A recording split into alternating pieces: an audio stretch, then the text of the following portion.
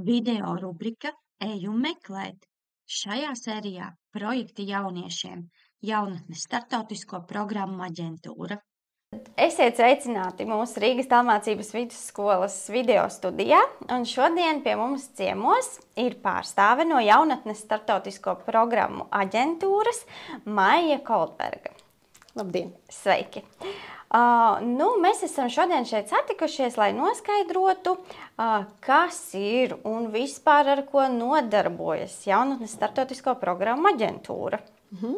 Jaunatnes starptautisko programmu aģentūra ir Izglītības un zinātnes ministrijas pakļautībā esoša iestāde. Es teiktu, kas īsteno jaunas politiku Latvijā. Mūsu rokās ir dažādas programmas un projekti un iniciatīvas, ko mēs administrējam, lai kopumā veicinātu šo kvalitatīvāku darbu ar jaunatni gan pašvaldībās, gan sniegtu atbalstu nevalstiskajām organizācijām, palīdzētu uzlabot jaunas darbinieku kompetences, veicinātu jauniešu aktīvu līdzdalību, mobilitāti, brīvprātīgo darbu. Noteikti viens no būtiskākajiem jautājumiem ir jauniešu ar ierobežotām iespējām iekļaušana.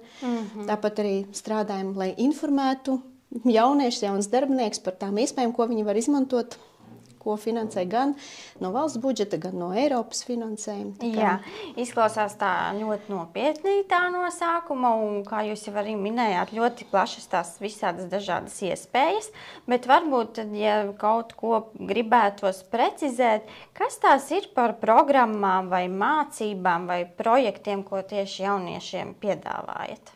Tad viena no lielākajām programmām ir programma Erasmus+, ko varbūt daudz ir dzirdējuši, bet gribu uzsvērt, ka šo programmu administrē Latvijā divas aģentūras. Valsts izglītības attīstības aģentūra vairāk ir atbildīga par tādu formālo izglītību, studijām un tādām apmaiņām. Mēs vairāk strādājam ar jaunatnes sadaļu, ar neformālo izglītību, un attiecīgi arī tie projekti, kas Erasmus+ jaunatnes sadaļā tiek piedāvāti, ir vērsti vairāk uz jebkuru jaunieti, arī jauniešiem ar ierobežotām iespējām, kā es teicu, un arī jaunas darbiniekiem, kur mēs piedāvājam gan projektu iespējas, gan dažādas mācības, ko organizējam mēs vai Eiropas komisijas institūcijas. Tad otra programma, kas pieejama jauniešiem, ir Eiropas solidaritātes korpus, kur var izrādīt tieši savu iniciatīvu un solidaritāti vietējās kopienas labā, gan arī veikt brīvprātīgo darbu.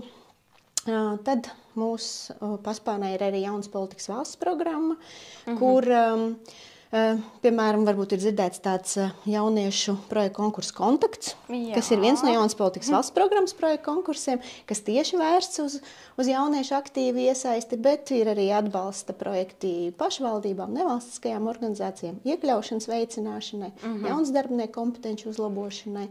Skaidrs, jā, tiešām klāsts ir milzīgs, apjomīgs. Un kā uzzina jaunieši par šīm visām iespējām? Tie ir jauniešu centri, tās ir skolas, tās ir nevalstiskās organizācijas, kā viņi dabū tieši informētos jauniešus, kuri tiek šajos projektos vai mācībās vai dažādās citādās tajās pasākumos un aktivitātēs. Man gribētos teikt, ka burbuļi ir dažādi, un tad tas informācijas apmērs un intensitāte arī varētu atšķirties. Viens no centrāliem, ko es gribētu minēt, ir mūsu mājaslapa jaunatne.gov.lv, kur mēs publicējam gan projektu konkursu uzsaukums visās projektos, aktivitātēs, iniciatīvās, gan uzaicinājums uz mācībām. Arī mūsu sociālajos kontos, gan Facebookā, gan Instagramā, YouTube. Tā kā šo informāciju var meklēt. Protams, informācija tiek izplatīta arī jauniešu centros, pašvaldībās. Kā kurā pašvaldībā citur ir arī jaunatnes organizācijas, kas aktīvi darbojās, un tad pie viņiem var saņemt informāciju. Vairāk kā 40 organizācijas Latvijā ir arī mūsu informatīvie Eirodesk punkti, kur arī var saņemt šo informāciju par iespējām. Ir pieejams jaunatnes portāls, kur jaunieši var gan reģistrēties, lai piedalītos solidaritātes projektos un brīvprātīgā darba projektos, gan arī tur var uzzināt vairāk informācijas par jau tādām plašākām iespējām arī ne tikai varbūt Latvijas vai pašvaldības mērogā, bet arī Eiropas līmenī. Jā, bet ja es esmu tāds jaunietis, kurš varbūt nedodas īpaši uz jauniešu centriem vai tā mazāk komunicē ar kādu organizāciju tieši, bet es esmu uzgājusi jūsu mājaslapu, un kaut kas man ir ļoti interesējis, bet varbūt es jūtu to nedrošības sajūtu, vai man nav īsti skaidrs, kā man rīkoties tālāk, bet pieteikties tā kā gribētos, bet varbūt tiešām nesaprotu īsti, ar ko sākt, vai ir tad arī tieši pie jums kāda atbilstoša nodaļa, kur ir kontakta informācija, ar kur es noteikti varu sazināties, un mani kā jaunieti atbalstīs šajā jautājumā un informēs un palīdzēs rīkoties tālāk, lai es mēģinu pieteikties kādām no tām apmācībām vai projektiem. Noteikti mēs nekožam. Mums droši var zvanīt un rakstīt. Pirmais, ja pilnīgi nav skaidrs, kam un ko jautāt, ar ko sazināties, tad mūsu mājaslapā ir arī sadaļā uzdot jautājumu. Tā kā tas ir viens veids, kā jaunieši arī izmanto. Kaut ko pajautāt. Otrs variants var noteikti sazināties ar mūsu komunikācijas nodaļu vai Eirodesk koordinātoru, kas arī tā kā var saprast, tad kādā virzienā tālāk novirzīt. Bet, ja ir kaut kāds priekšstats, piemēram, kam interesē tieši solidaritātes projektu, tad var sazināties ar mūsu projektu koordinatoriem, vecākiem ekspertiem, kas koordinē solidaritātes projektu. Vai arī, ja zinu, ka es gribu jauniešu apmaiņu, tad attiecīgi kontaktu sadaļā var arī atrast tiešo kontaktu šim darbiniekam, kas par to atbild. Un vienmēr esam organizējuši gan, ja vajag telefonu konsultācijas, Zoom konsultācijas, ja ir vēlme, var arī nākt klātienē, tā kā par visu noteikti pat, ja kontakta informācija nokļūs ne pie atbilstošās jomas, tur, teiksim, pārstāvji noteikti novirzīs vai ne, lai atrastu to īsto ceļu, kas atbildēs. Jā. Protams, mēs jau visi strādājam uz vienu mērķi, vai ne? Lai jaunieši var izmantot šīs iespējas. Un sakiet, kā ir, ja es esmu kā jau mans iepriekš minētais piemērs, jaunietis, kurš pats brīvprātīgi ir izdomājis, ka es gribu kaut ko darīt, vai šiem projektiem, tam visam minētajam, ko jūs stāstījāt, man ir jābūt obligāti, piemēram, kādā organizācijā reģistrētam, kā dalībniekam vai biedrībā, vai es varu vienkārši individuāli piedalīties? Kuras ir tās jomas, kuras varbūt varu kā jaunietis vienkārši individuāli patstāvīgi piedalīties? Noteikti mācības ir tās, kur var piedalīties individuāli, vai bieži vien mēs aicinām tā kā pāros, kas dod tādu gan savstarpēju atbalstu vienam otru, vai arī iedrošinājumu, ka es neesmu viens, bet mēs kur drošības nolūkos uzreiz dodamies kopā. Uz mūsu organizētajām mācībām, vai arī uz kādām starptautiskajām mācībām, kur tiek meklēti dalībnieki. Viens pats jaunietis noteikti var reģistrēties jaunatnes portālā un, piemēram, izvēlēties iespēju doties brīvprātīgajā darbā.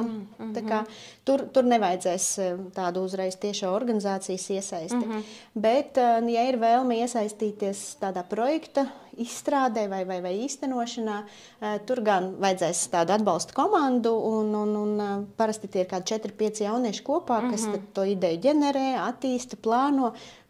Tas var būt kāds organizācijas pārstāvis, kas palīdz, bet, ja nē, tad es teiktu, tā arī diezgan skolās ir aktīvi ārpus stundu organizatori vai karjeru konsultanti. Kādam arī vienkārši skolotāji ir aktīvi, kas gatavi jauniešus atbalstīt un iesaistīties. Un tad es tā priekš sevis vienmēr domāju, ja esmu kautrīgs, es neesmu neviena organizācija, es neeju uz jauniešu centru, tad skolēni pašpārvalde iespējams vai kāds aktīvais skolas skolotājs, kas jau piedalās citos projektos, varētu būt labs sākuma punkts. Bet principā ir šīs iespējas gan tev kā ar savu komandu to īstenot un realizēt, gan arī, ja tu priekšroku dod tomēr vienatnē kaut kur doties un darīt un piedalīties, tad arī tādā veidā, vai ne? Nav tā, ka nav izvēles iespēju. Protams, ja ir vēlme izstrādāt, piemēram, projektu tieši tā kā sev interesantu, savām tādām interesēm balstītu, tad būtu nepieciešama šī tāda darba komanda un skolas, piemēram, atbalsts, kas palīdzēs iesniegt šo projektu. Ja ir vēlme vienkārši gūt kaut kādas jaunas zināšanas un aizbraukt jau esošajā projektā, tad, vai piedalīties kādos pasākumos, tad es domāju, ka var meklēt arī vietējā pašvaldībā, ko publicē vietējās organizācijas vai pašvaldības mājaslapā. Parasti tad tie jauniešu centri, tie, kas jau publicē gatavās iespējas, arī sociālajos tīklos var atrast diezgan daudz piedāvājumu. Galvenais meklēt. Tieši tas ir tas, ko mēs gribam norādīt šos uzņemties iniciatīvu, būt aktīvam. Vai ne? Un jūs minējāt arī pašpārvaldes skolēnu. Mums arī skolā darbojas skolēnu pašpārvalde, pat apstiprināts jaunais sastāvs.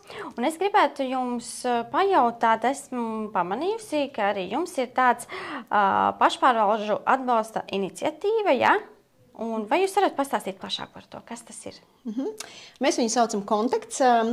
Būtībā tā ir iespēja jauniešiem, es teiktu tā, gūt savu pirmo pieredzi, varbūt arī projektu rakstīšanā. Lielā mērā mēs fokusējamies tieši uz šīm skolēnu pašpārvaldēm, skolēnu domēm. Un, lai jaunieši nepaliktu tādi iemesti kā kucēni jūrā mācīties peldēt, mēs vienmēr gada sākumā izsludinām aicinājumu pieteikties. Tad pavasarī organizējam mācības tieši par to, kā rakstīt projektus, ko ņemt vērā. Sagatavošanās. Jā, tas ir tāds atbalsts jauniešiem. Un tad pavasara beigās, kaut kāda maija pēdējā datuma, jūnija datuma sākuma ir tad, kad projekts ir jāiesniedz. Un attiecīgi šī projekta īstenošana parasti notiek tad rudens posmā, tad, kad skola uzsāks no augusta beigām līdz decembra beigām. Finansējums ir nedaudz vairāk kā 1000, ko jaunieši savai idejai var saņemt un īstenot. Un jāsaka tā, ka atsaucība ļoti liela. Katru gadu mums piesakās uz mācībām ap 150 skolām. Un arī finansējumu parasti saņem kaut kur ap 100, kā kuru gadu. Diezgan, jā. Jā, skolas savu ideju īstenošanai, un ir skolas, kas gadu no gada, tā kā jau 2 gadus ir piedalījušies. Un tie, kam jau ir pieredze, arī ļoti veiksmīgi startē pēc tam Erasmus Plus jaunas līdzdalības projektos, kur naudas summa jau ir lielāka. Tur jau var dabūt 3, 4, 5, 6 un tā kā uz augšu. Ja? Tā tad lieliska prakse. Tāds pirmais solis. Izzināt, vai ne, tā noalīdzē, un pēc tam jau tā kā paaugstināt to latiņu, pēc tam mēģināt kaut ko citu. Un tās idejas arī ļoti dažādas, ko jaunieši citi vairāk vēlas stiprināt sadarbību ar skolotājiem. Citi vairāk vēlas stiprināt tieši skolas pašpārvaldes lomu un līderību un tādas. Ja. Citi varbūt vairāk domā par to, kā sakopt ap skolu teritoriju un atkal iesaistīt jaunieši tādā brīvprātīgo kustībā un tādā veidā. Plaša spektra. Jā, ir kas vairāk domā par skolēnu labbūtību un vairāk piesaist dažādas speciālists šajā jomā, lai runātu jaunieši. Jautājums ļoti šīs. Tā kā viss atkarīgs, kā es gribētu teikt, no jauniešu vajadzībām, no interesēm, vēlmēm un tad galvenais. Jā, un jūs minējāt, ka šeit tātad šajām jauniešu pašpārvaldēm ir sākumā tās apmācības un viņiem norāda to virzienu, kā to visu var darīt un tad jau viņi realizē. Vai arī vispār citiem jauniešiem, piemēram, pašvaldībās, jauniešu centros, pirms viņi kaut kur iesaistās kaut kādos projektos, jūs arī vai varbūt jūsu kādas pārstāvniecības iestādes organizē arī apmācības par projektiem, projektu rakstīšanu, projektu dalību? Jā, mēs varbūt tāds redzamāks un dzirdētāks pasākums projektu nakts, ko mēs gadu organizējam augustā, kur pulcējas vairāk kā 100 jaunieši, tieši tie, kuriem interesē izzināt projekts un sākt savu projektu pirmo izstrādi. Tā kā tas tāds viens lielāks pasākums, kam vienkārši sekojot informāciju mūsu sociālajos kontos vai mājaslapā, var pievērst uzmanību un pieteikties. Tad arī mēs organizējam projektu darbnīcas. Dažreiz tās ir Rīgā, dažreiz tās ir reģionos. Tieši projektu darbnīcas par jauniešu projektiem, kur tad mēs šīs projektu darbnīcas ir 2 līmeņos, un tad mēs skatāmies, kāda ir šī ideja, dodam tādu arī saturisko inputu, gribētu teikt. Tā kā, jā, lai saturiski par prioritātēm, par projekta uzbūvi un tādām lietām, bet tad otrajā līmenī jau vairāk palīdzam tieši pie projekta pieteikuma izstrādes, lai detalizētāk paskaidrotu, pamatotu visu šo informāciju, lai tad projekta rezultāts būtu apstiprināts projekts. Jā, vai ne? Nevis tā eksperimentēt uz tā nejaušību tādu, vai ne? Bet jau ar tādām veiksmīgām norādēm, lai tiešām tas rezultāts pēc tam ir. Jā, tā kā tuvākās darbnīcas jau būs rudenī, oktobrī, novembrī. Man šķiet ļoti labi, ka tas, tās apmācības nevis tikai Rīgā, bet tiešām, kā jūs minējāt, arī reģionos, jo šīs iespējas tad ir visiem un atliek tikai darīt un ķerties klāt ar tās savas idejas īstenot. Bet esam dzirdējuši un izpētījuši arī jūsu mājaslapā, un vēl piedevām arī pie mums mācās studenti, kuri ir bijuši projektā Proti un dari. Vai kādā līdzīgā projektā, par kuru jūs varbūt varat pastāstīt mums, kā tie jaunieši nonāk, piemēram, skolas vidē no šiem projektiem? Kā jau es iepriekš minēju, viens no mērķiem, uz ko mēs strādājam, ir jauniešu ar ierobežotām iespējām iekļaušana. Un, gan proti un dari mērķa auditorija, gan, kā es minēju, otra projekta auditorija, kas saucās sākotnējās profesionālās izglītības programma īstenošana jauniešu garantijas ietvaros. Mērķa grupa ir jaunieši, kas ir nīcas situācijā. Būtībā tie jaunieši, kuri nemācās, nestrādā, kas arī nav reģistrēti nodarbinātības valsts aģentūrā, tā teiksim, ir izkrituši no aprites. Un tad, proti un dari ietvaros, pirmais solis vienmēr ir sadarbībā ar pašvaldībām vispār identificēt, kuri tie ir tie jaunieši, tad viņus motivēt, iesaistīties programmā, un tad viņi arī tiek profilēti, tiek mēģināt saprast, kas ir tas, kas šim jaunietim ir nepieciešams, lai viņš atgrieztos vai nu izglītībā, vai iesaistītos darba tirgu.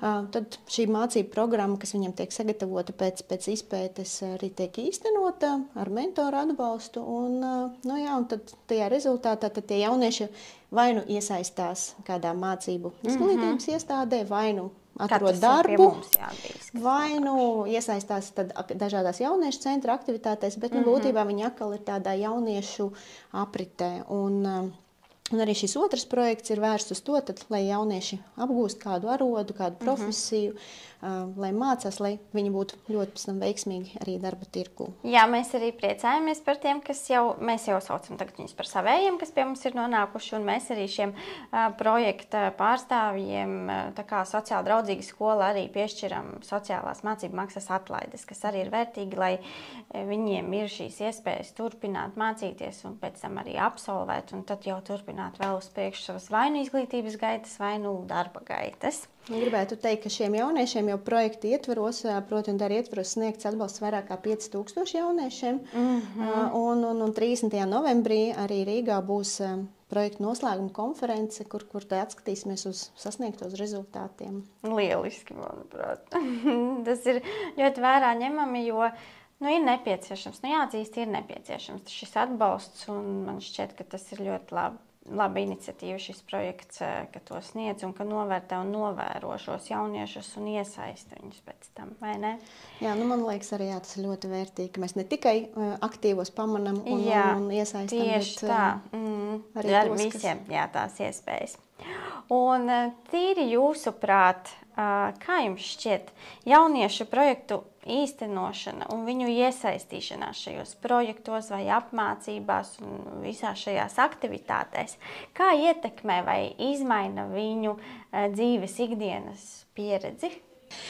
Programmā Erasmus Plus ir tāds sauklis, bagātini pieredzi, domā plašāk. Un man gribas teikt, ka jebkurš projekts, ne tikai Erasmus Plus, paver tādas jaunas durvis. Tā ir iespēja caur praktisku darbošanos, kas ir neformālās izglītības pamats, darīt un mācīties kaut kādas jaunas lietas, jo projektā bieži vien jau jaunietis ne tikai atnāk uz tādu aktivitāti, es te atpūšos kopā un viss ar to skaisti beidzas. Nē, projekts tiek plānots gan finanses, gan cilvēku resursi, gan kaut kādas publicitātes aktivitātes, gan tā ir iešana un uzstāšanās publikas priekšā. Ja tie ir starptautiski projekti, tad tā noteikti ir arī tāda kultūra apmaiņa, kultūra iepazīšana. Bieži vien arī domstarpību risināšana vai stereotipu laušana. Projektos kopumā jaunieši, kā sakas, gūst tādas soft skills, kas varbūt nav tā skaidri ierakstīts, bet no tā procesa, kur tu esi iesaistīts, tu mācies strādāt komandā, tu mācies sadarboties. Un tas ir tas, kas mums vajadzīgs dzīvē. Un, manuprāt, tas ir lielisks veids, kā gūt savu pirmo, es teiktu, tādu neoficiālo darba pieredzi, jo bieži vien, ka jaunieši pabeidz skolu, grib sākt strādāt, un tad nav īsti tās darba pieredzes, bet šāda veida projektu koordinēšana, organizēšana, vadīšana, tā arī ir ļoti lieliska pirmā pieredze. Jā, tā iekļauj ļoti dažādas tās prasmes, kā jūs arī te minējāt, gan finansu plānošana, gan tā publicitāte. Tiešām ļoti plašas tādas dzīves prasmes, un iespējams, ka viņiem padarbojoties šajā projektu organizēšanā un plānošanā, viņi varbūt arī no tā visa atrod kaut kur to savu tālāku nākotnes darba jomu, varbūt uz kaut kuru virzienu pavelk un noskaidro, uz kuru pusi viņam virzīties, kas viņu interesē. Jā, to mēs ļoti daudz esam dzirdējuši tieši no brīvprātīgajiem, kas dodas brīvprātīgajā darbā.